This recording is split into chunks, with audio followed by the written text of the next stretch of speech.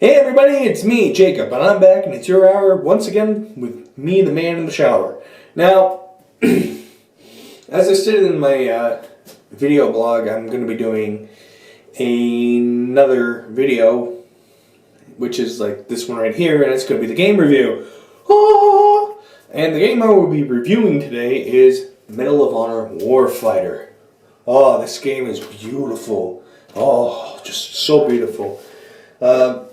Dangerous did a great job with Medal of Honor 2010, and Medal of Honor Warfighter is equally as great. In fact, with the Frostbite Engine 2, it is just, whoa, they really improved with Frostbite Engine 2 since their most recent Battlefield game.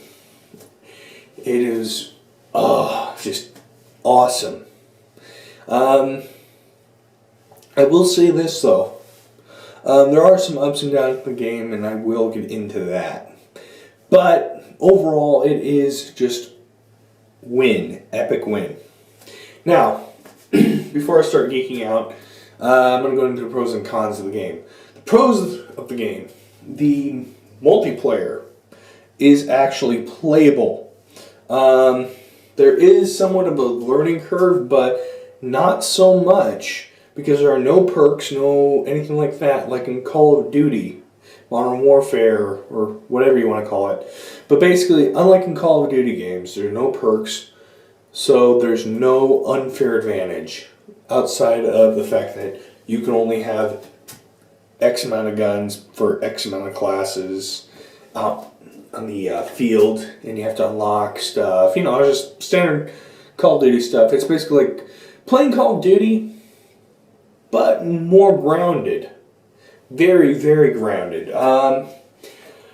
Even the multiplayer has a certain realism to it. And I'm not just saying that because of the CryEngine 2. No, not CryEngine 2. I just messed that one up. Like Frostbite 2. Like with Frostbite 2, thanks to, it's not just the Frostbite 2 engine that's doing just the great justice to the game's graphics, but the overall realism in just what you can go out with on multiplayer, and how you can really help out your team, and just the equipment you can deploy. And it's got a lot less of a learning curve to get stomped on than, Call of Duty has. And compared to, Call of Duty, it's an easier game to learn. However, there is a learning curve to get stomped on. If you do not know the maps very well, and it is very hard to keep track of all the maps, you won't really know what classes to throw down with. And the whole, if you're not with a group of people or not communicating, this game is really hard to really win. But the perks are you can actually form squads, so you can have that group of people, so you know what to throw down with, so you can really just find yourself, knowing where and when to really throw down with an assaulter, which is basically your basic ground grunt, a sniper, a point man, a this, that, and the other. However, I will say this: depending upon what weapons you throw down with, you can have a really interesting time. However, weapons do not decide the outcome of the battle, just your actions and your teamwork. I will say this though: the customization is excellent. About the only game I can say that has a better customization of weaponry engine is actually Ghost Recon Advanced Warfighter. No, Future Soldier. Ghost Recon Future Soldier. And it's just far more epic with that game, but in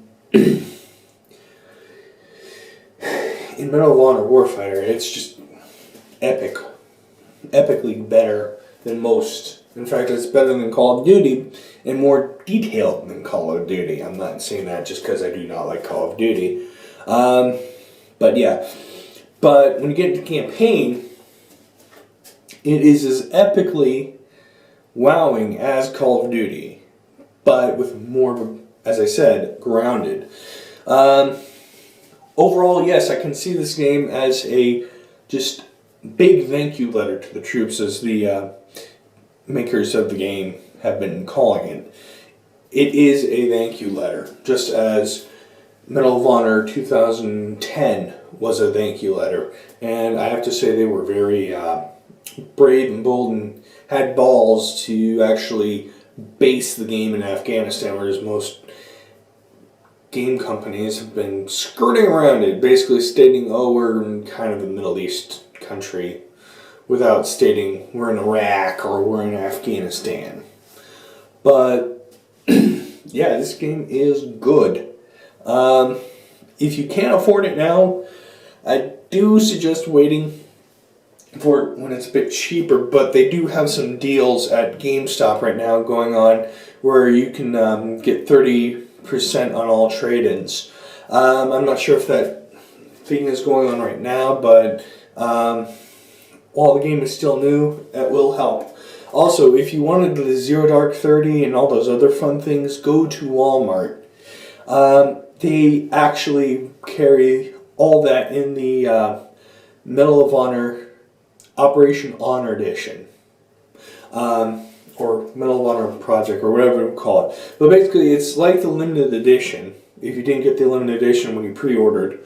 And it comes with a whole bunch of more cool stuff than what the limited edition actually has. Like documentaries, I think a patch. But yeah.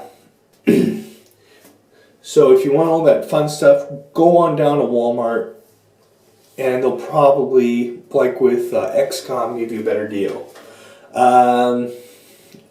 Overall, this is a solid buy, but it also can be a rental or borrow. And that's pretty much all I got on the game. If you liked the review, please leave a comment or like or subscribe. If this is your second time and you haven't subscribed, or any other time and you've seen any of my other videos, feel free to subscribe. I've always got new stuff coming in. Yeah. So, till the next game review or any other video, peace. Game over.